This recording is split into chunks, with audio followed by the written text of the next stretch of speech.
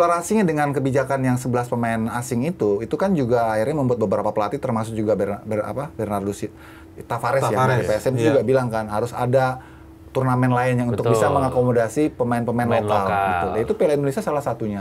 Karena itu semua kan akan ada pertemuan lintas divisi kan. Liga 1, Liga 2, Liga 3 itu kan kayak FA-nya di Inggris gitu ya. Makanya gue bilang itu harus ada gimana pun. Iya juga bilang bahwa ini harusnya klub-klub Indonesia udah ada yang mendunia nih atau main di internasional dan bahkan disebutkan ya PRC, Bali dan juga Persija. Sosmed gitu. Mungkin sosmed ya. Ini harusnya udah main di Asia nih, bahkan di top tier ya di Liga Champion Asia. Tanggal 8. Gue nggak berani jawab. Itu tanggal 8 udah mundur kan? Sebenarnya kan? Udah mundur juga itu. Gue nggak berani jawab itu. Karena kita tuh misteri kalau soal kick off tuh. Karena kayak terjadi tiap musim. Kayak bajai bro. Hanya sama supir dan Tuhan yang tahu.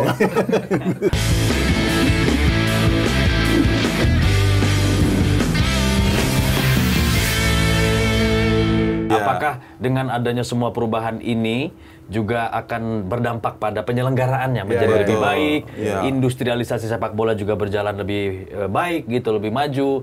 Kita akan lihat nanti pada saat penyelenggaraannya yang kurang dari 1 bulan lagi, tanggal 8 Agustus kick off. Ini mundur atau memang jadwalnya tanggal 8 dan itu yang kick off adalah kenapa sih udah tahu? Yang kick off adalah Persebaya. Masih traumatik banget ya. Liga kita sering mundur ya. Persebaya versus PSM. Sering. Dan mainnya di Gelora Bung Tomo ya. Bukan tim juara. Ya sebenarnya kalau menurut gue itu sih cara komunikasi ya. Karena kan kalau di era sebelumnya itu selalu tim juara Liga 1 dengan juara Liga 2 main kan. Persib ini kan GBLA-nya lagi hancur bro. Jadi kalau main pembuka itu belum bisa. Jalak Harupat kemarin lu lihat buat Piala Presiden jelek juga lapangannya. Jadi lebih kepada ketidaksiapan akhirnya gimana komunikasi supaya kelihatan enak. Dibilanglah tidak ada kewajiban Liga 1 harus ketemu Liga 2. Dan memang nggak ada regulasinya. Sebagai partai pembuka nggak ada regulasinya. Itu sih bahasanya sebenarnya sih, walau ya nggak sih marketing supaya dia nggak kehilangan muka gitu loh. Bahwa pertemuan Persebaya lawan PSM ya, itu juga secara value tinggi juga karena PSM fanbase itu gila juga, legendaris. Jadi dengan alasan itu masuklah itu barang kan bisa tetap lah gitu kan dimainkan gitu kira-kira. Mundur apa tanggal 8? Gue nggak berani jawab. Itu tanggal 8 udah mundur kan? Sebenarnya kan? Udah mundur juga itu. Gue nggak berani jawab itu karena kita tuh misteri kalau soal kick off tuh. Karena kayak terjadi tiap musim. Kayak bajai bro. Hanya sama supir dan Tuhan yang tahu. Tapi emang ini sebenarnya nggak salah juga ya kalau memilih Persebaya versus PSM. 2 tim legendaris, 2 tim yang punya basis supporter yang juga sangat kuat. Itu 2 tim yang juga pendiri PSSI. Jadi masuk tuh barang itu tadi.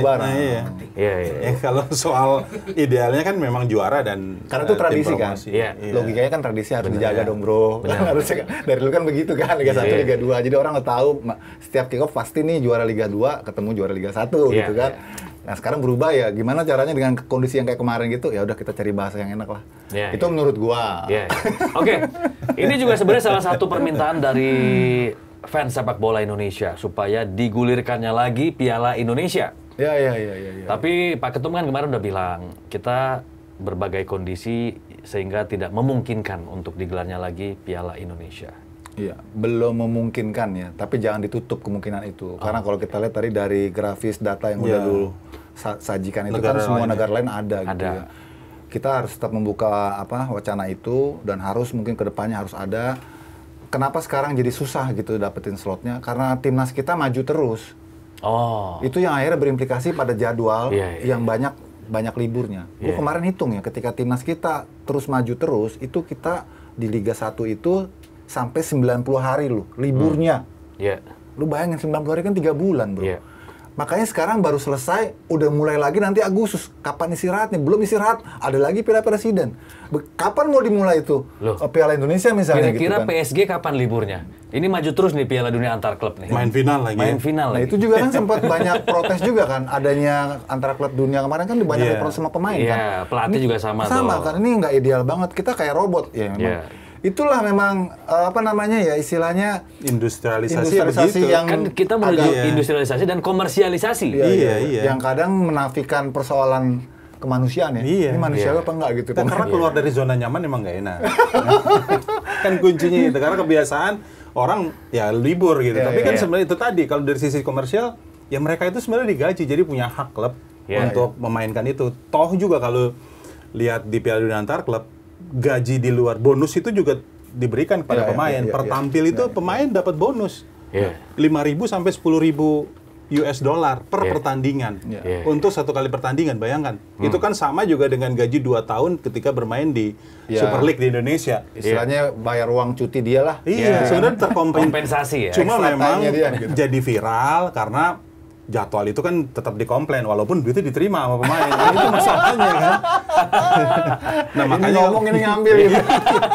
Itu kan nggak fair juga gitu. Jadi sebenarnya ya klub juga kan punya, ketika mendaftarkan kalau di Eropa kan 30 sampai 35 pemain, itu juga kan bisa dirotasi gitu. Artinya bisa ada solusi lah bagaimana komersialisasi itu terjadi. Dan kalau kita berbicara Liga Super League Indonesia juga kan sebenarnya dengan tantangan tadi yang kita lihat ya, dengan kompetisi yang juga cukup banyak. Buriram bermain di 5 kompetisi. Itu juga kan harus difasilitasi sama operator liganya Thailand kan. Nah, kayak Oya itu kan sempat ngomong, kan sempat ditanya juga apakah Piala Indonesia akan diselenggarakan. Oya kan nggak langsung jawab. Jadi diplomatis dia bilang kita lihat dulu jumlah pertandingan per klub itu berapa satu musim. Nah, itu kan dia juga nggak menafikan bahwa negara-negara tetangga termasuk juga di Jepang kan ada piala-piala juga, ada cup-cup juga kan. Nah, ke Indonesia kok dia nggak mau langsung jawab karena dia harus pelajarin dulu. Nah, kalau tadi kan gue bilang ini karena rentetan dari agenda timnas kita yang sangat sibuk gitu, membuat akhirnya banyak liga berhenti dan itu akhirnya jadi molor. Kemudian dengan kolerasinya dengan kebijakan yang 11 pemain asing itu kan juga akhirnya membuat beberapa pelatih termasuk juga Bernardo Tavares ya dari PSM juga bilang kan harus ada turnamen lain yang untuk bisa mengakomodasi pemain-pemain lokal. Gitu. Nah, itu Piala Indonesia salah satunya. Karena itu semua kan akan ada pertemuan lintas divisi kan. Liga 1, Liga 2, Liga 3 itu kan kayak FA-nya di Inggris gitu ya. Makanya gue bilang itu harus ada gimana pun. Tapi kalau menurut gue, karena kabarnya klub-klub juga pengennya ada ya. Iya. Enggak, jadi mereka juga keberatan. Tergantung ini juga sebenarnya. Tergantung waktu ya. Waktunya cocok nggak? Enggak, karena gini juga. Kalau waktu Copa kemarin kan duitnya ada setiap pertandingan kacak gitu kan. Tapi gini loh, yang menjadi pertanyaan yang sampai sekarang itu, orang kan, ini kan sebenarnya ketika di ISL itu kan pernah zonasi ya dibuat. Dengan, kan isunya selalu begitu kan. Oh ya aja, gue juga cukup mengejutkan tuh dia ngomong akan dilihat jadwal pertandingan. Sebenarnya pertama kali, kalau dilihat jadwal, proses jalan-jalannya juga butuh. Satu pertandingan itu kalau tim dari Jawa main di Timur itu butuh 4 hari loh untuk interval waktu. Sementara kalau kita berbicara kompetisi itu kan 3 hari. Jadi sebenarnya udah harus menyesuaikan kontur geografis dari negara ini. Makanya kalau itu sudah dilakukan, baru tuh yang lain-lain bisa digarap. Piala Liga, Piala Federasi gitu ya, Piala FA-nya gitu. Itu maksudnya bisa gini Ben, dia tuh melihatnya bukan jadwal, jumlah pertandingan per klub. Kalau Liga 1 kan jumlah pertandingan per klub 18 kan kali 34 kali. Jadi masih sedikit sebenarnya. Kalau masih mungkin diambil untuk buat main di cup-cup gitu. Nah, itu yang dia akan coba. Tapi kan kalau itu di spreading lagi ke jadwal itu kan banyak off-nya itu karena kita ada agenda-agenda lain kan, agenda timnas, terus belum lagi yang U23 segala macam, itu yang akhirnya jadi panjang. Padahal kalau jumlah pertandingan masih mungkin ditambah lagi gitu. Oke. Oya juga bilang bahwa ini harusnya klub-klub Indonesia udah ada yang mendunia nih atau main di internasional dan bahkan disebutkan ya PRC, Bali dan juga Persija. Sosmed gitu. Sosmed ya. Ini harusnya udah main di Asia nih, bahkan di top tier ya di Liga Champion Asia. Tapi kemudian kita lihat mungkin tadi Persib masih harus playoff dulu, Dewa di challenge, kemudian ternyata ada 2 tim lagi batal ikut di ASEAN Club Championship ya.